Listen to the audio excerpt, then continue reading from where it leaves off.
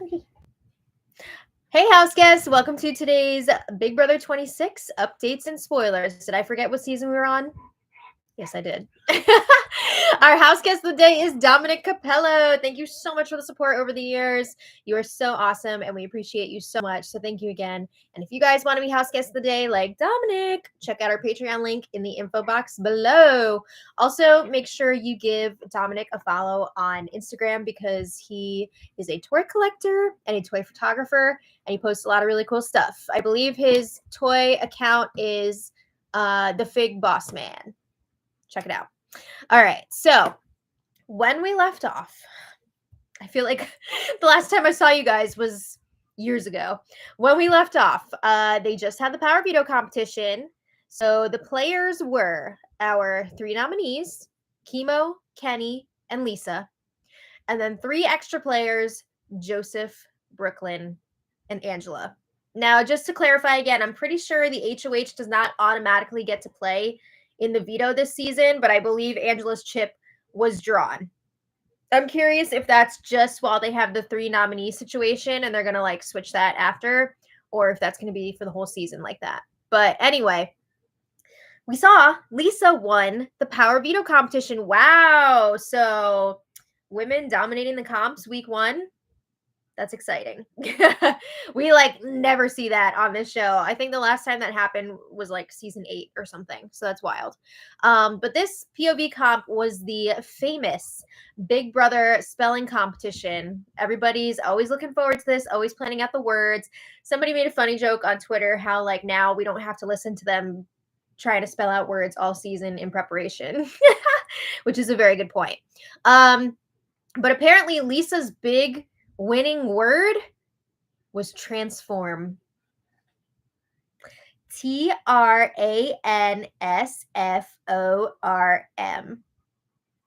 So 9 letters. And people were saying that she won by a landslide. 9 letters was a landslide? That's insane to me.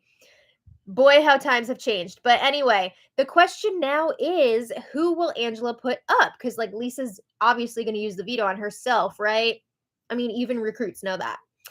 But I just feel like at this point, it would be silly for Angela to not put Matt up after she had that whole blow up calling him out on Saturday morning. She's got to put him up. She's got to do it.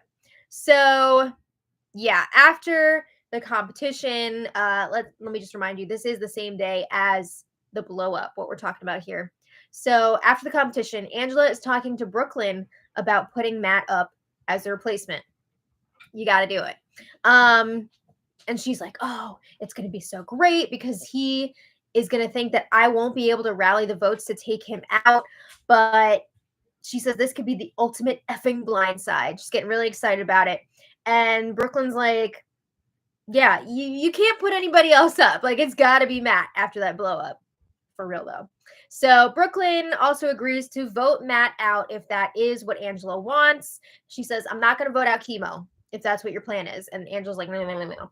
Never Kimo. She doesn't want Kimo to go. She wants Matt out. So Brooklyn's like, all right, I'm going to do it. So on a related note, Mackenzie's a little nervous that Matt could be going up on the block or herself even. So Mackenzie is scrambling. She's trying to put together a group to save either one of them if either of them go on the block. And there's some talk of this like barber shop alliance because I guess they're like chopping the competition, something like that.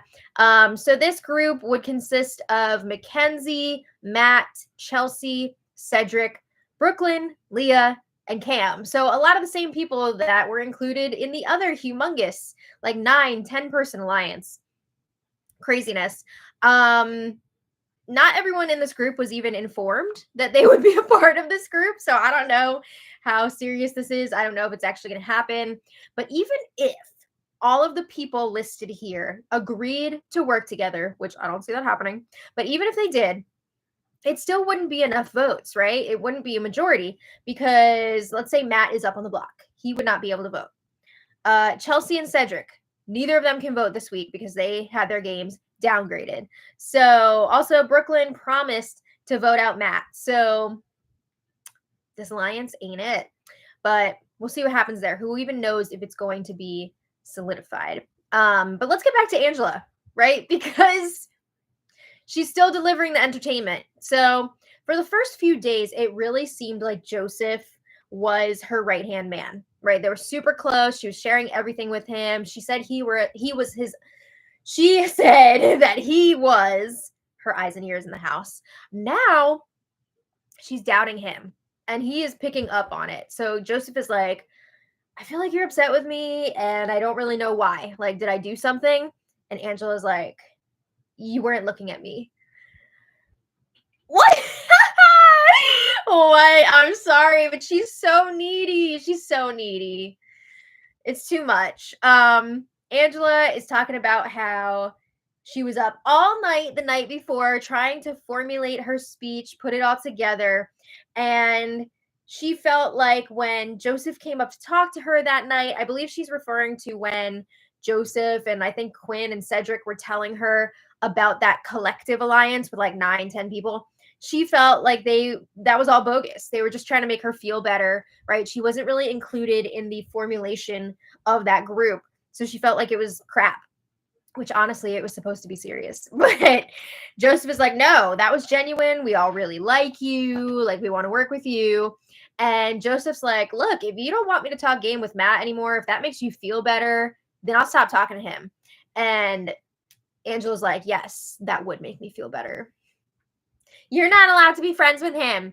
So Joseph is like, okay, I just don't want to go up on the block. I'm not going up, right? Like, she freaked him out to the point where he thought he might be going up. So Angela's like, no, you're fine. You're not going up. Matt is my target. And if I can pull off this blindside and get everyone to stop following him, my life will be made. So she's saying, like, even if she ends up leaving after taking out Matt, she will be satisfied that she was able to take him out. She says, I will go home a hero to myself. Okay.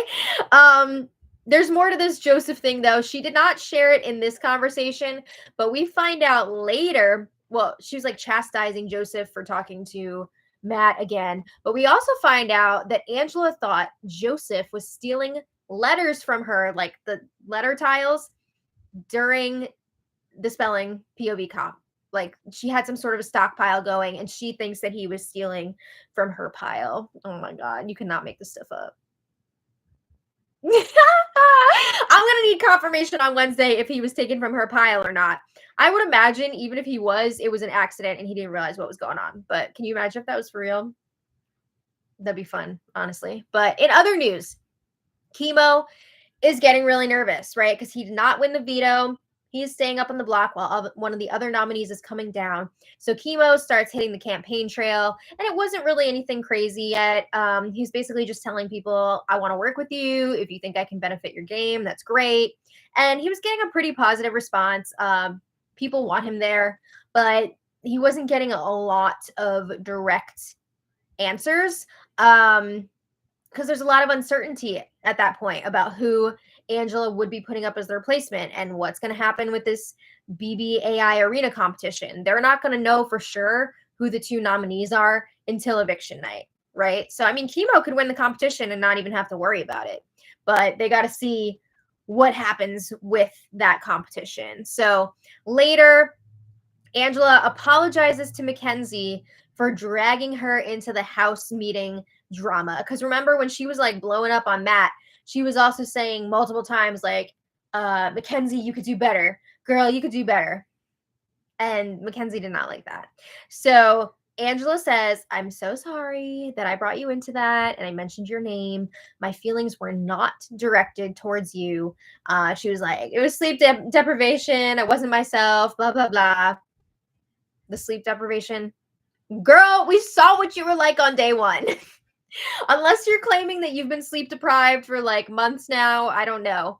But come on. So Mackenzie says, it really did catch me off guard. I was not expecting for you to do that in the first place, but also for you to drag me into it. And I know that's not who you are. Do you? I'm starting to think it might be who she is. But Mackenzie says, I have been nothing but honest. I don't know about that.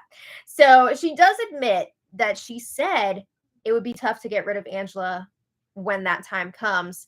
I mean, she said a bit more than that. She did also say, like, Angela's gotta go. Angela's a threat to win this whole thing. I mean, she was saying more than what she owned up to. But Angela's like, why would you even bring that up at all, though? Like, why are you even talking about me going? So Mackenzie mentions she didn't appreciate in this other conversation how Angela accused her of having an alliance with Matt. And Angela's like, all right, I told you at that time to just like cut it out because do you think I'm a fool? Like, she basically told Mackenzie to stop BSing her. She was like, I hope that you respect me enough to not BS me like that. So yeah, the backyard opened up on Saturday night. Woo! It was fun to see them out there because I think that was pretty much the first time they really got to hang out there. It was at least the first time on the live feeds. And that night, final two deals were born. I feel like we've seen a bunch already, but now we have Tucker and Joseph, and we have Brooklyn and Rubina. I like both of these. I think they're great. We'll see where it goes. It's hard to say because I mean Brooklyn is already on at least her second final two because she also has one with Angela. I don't know about that one, but yeah, everybody's racking up those final two deals. Okay, so now let's talk about Sunday morning. The house guests were all getting ready for the bathing suit photo shoot. They do it every year, and that morning Angela's already crying. So she's talking to Lisa, the POV winner, and Angela's like, I screwed it all up. I fumbled really badly. The whole house feels it. I messed up. I messed the whole thing up. You know, she's talking about the house meeting, her nominations. She doesn't feel great about it, right? And I think she's feeling especially bad talking to Lisa, considering she put Lisa up on the block, and then Lisa won veto. So Angela says, I only have one move now, and that would be to put up Matt as the replacement nominee. So she's really hoping that people will be on board with making a big move and taking Matt out this early in the game. I mean, how could you not take Matt out if he's up on the block? He's such a huge comp threat, social threat, whatever, maybe. But yeah, I think he's got to go. So Angela was also, again, talking about how she was sleep deprived. She wasn't herself. She's also upset realizing I might be going up on the block next week. She did not make a lot of friends here with the way that she's been acting. She's made a lot of enemies. So on the flip side, Angela tells Lisa, you are the purest person in this house. She says, you're selfless, you're giving, you're nurturing. And all I can think of is how Angela is a taker. Right? Like energy vampire, emotional vampire. But she feels like Lisa is a giver. And Angela says that Lisa is everything that she would love in a friend. Also, she thinks that Lisa has one of the upgrade powers. So that's important to note. Yeah, she doesn't, but that's what Angela thinks. So Angela's like, I feel like everyone's against me. I'm not a good liar. People are going to sniff that out. And she tells Lisa, I want you to be my new best friend. Like, I just want to work with you. Oh. So Lisa does not quite reciprocate. But Lisa tells Angela, I think you should apologize to Matt for the personal digs, at least. Like, the stuff he said about his mom. And I just want to note that Matt was the one who brought his mom into it. Like, I don't think Angela would have brought that up at all if Matt didn't say something. I do think that Angela should have, like, not said anything about his mom in return. But, yeah, I also think she should apologize for the crazy eyes thing. Like, you shouldn't be making digs on someone's personal appearance like that. But that was not brought up at all. It was more just Angela talked about Matt's mom and how she, like, raised a brat or whatever. So yeah, Lisa also was laying down some terms for best friend contract of like, I don't want a woman going up as replacement nominee. Don't do that. So she was saying, let's get 3 guys on the block week 1. Let's make a statement here. And just like that, Lisa is now Angela's number 1. But is Angela Lisa's number one? I don't think so. I don't even know if Angela is like in Lisa's top 5. If this was like old Facebook with like the top 8, I don't know if Angela makes it for Lisa. But a little later, Angela doesn't know what to do. She's freaking out.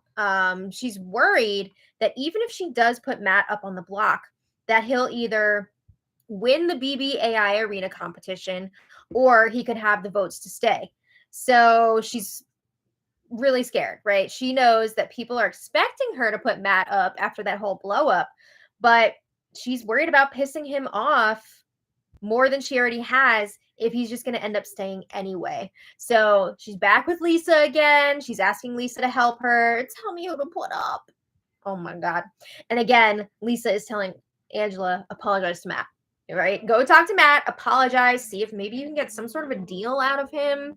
Maybe if you tell him that you're not going to put him up, maybe he'll offer something in return. You got to talk to him first and see what he says. So Angela does ask Matt to talk, and he agrees to have a conversation, but he's like, I want to do this in a public space. I want other people to be around, right? Because I don't want you accusing me again of like being aggressive and threatening you. So they do that. And Angela apologizes for the blow up, sort of. She really only apologizes for saying things about his mom and for bringing Mackenzie into it. She doesn't really apologize for the other stuff. Definitely not for the crazy eyes thing. Definitely not for like claiming that he was threatening her. So I thought the apology could have been a bit better if that's what she's going for. But Matt's like, oh yeah, it was like really messed up because before the blow up happened, like I wanted to start an alliance with you and Joseph.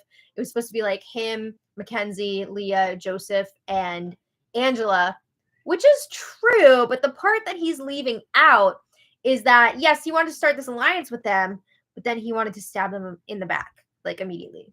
It was just to mess with them, basically, give them false hope here. So it was never intended to be a real alliance. So yeah, then he was talking about his mom and how she learned English by watching Julie on the news. Angela's crying about that. Were the tears real? I don't know. They should have had his mom on this season because she sounds awesome, right? I would have loved to have seen Matt's mom on this season on the cast. But Angela lets Matt know, if you don't go up on the block, Kenny's going to be the target. Matt's like, okay. So Angela says, I'm going to need someone to agree to be a pawn if it's not going to be you going up on the block. So I need you to work on that. So Matt has a few suggestions that he's running through. He suggests T-Core.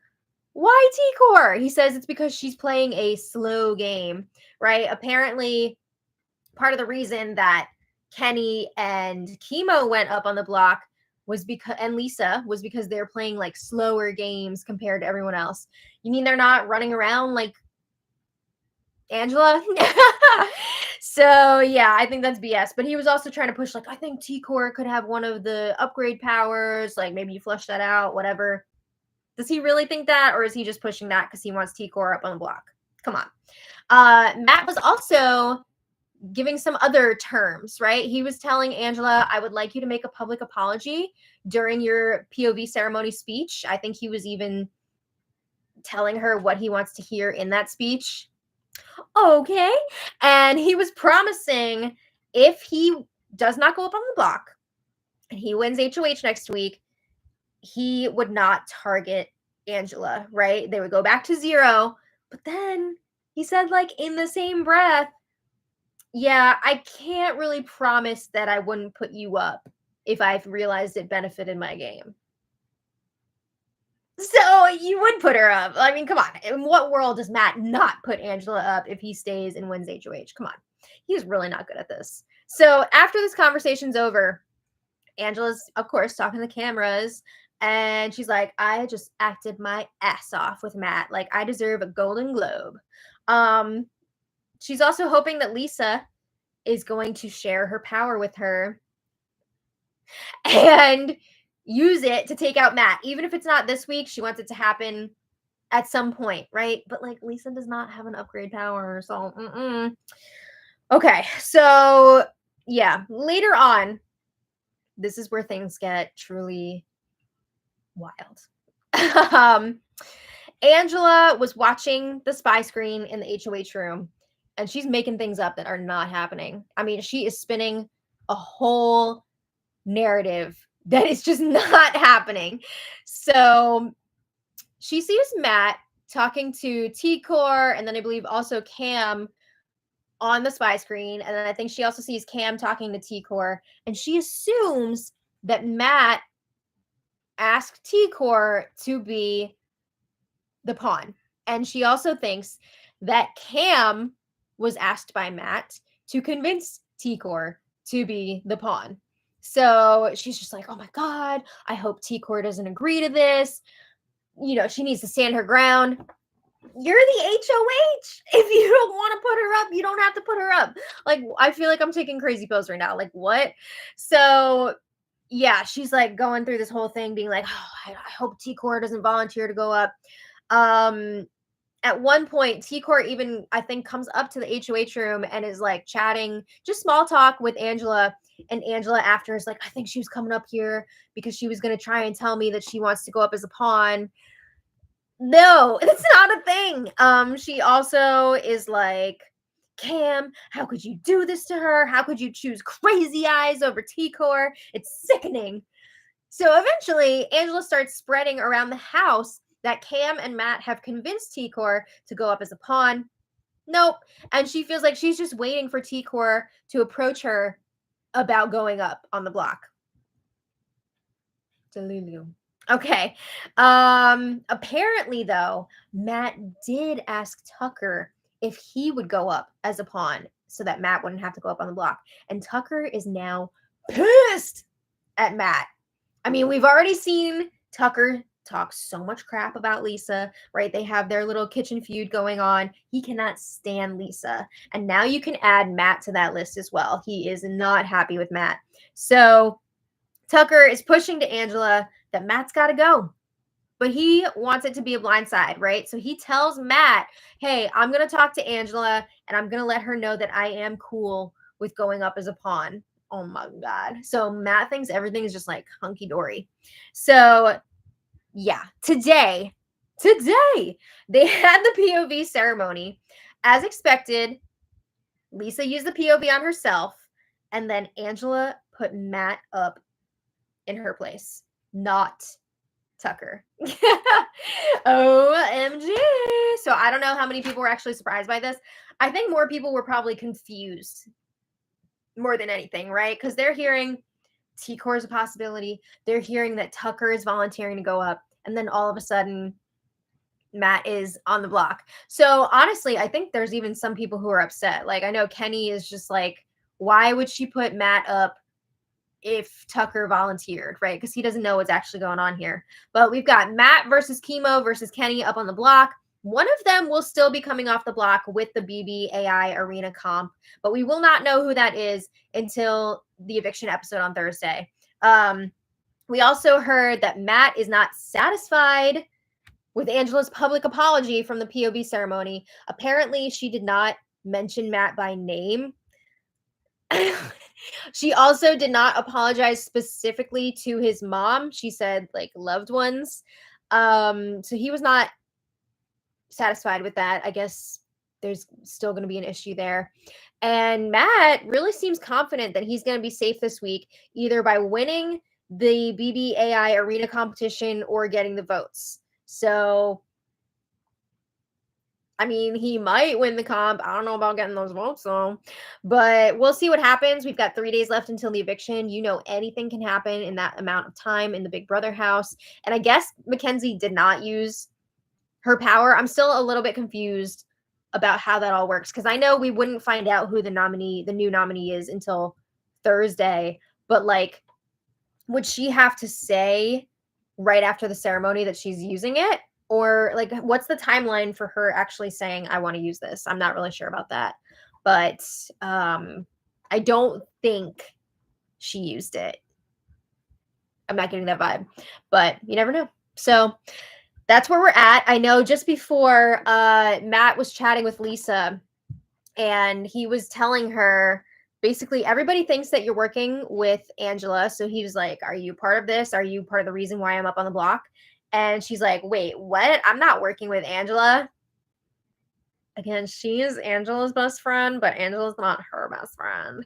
And Matt also let her know that people are speculating that she has one of the upgrade powers.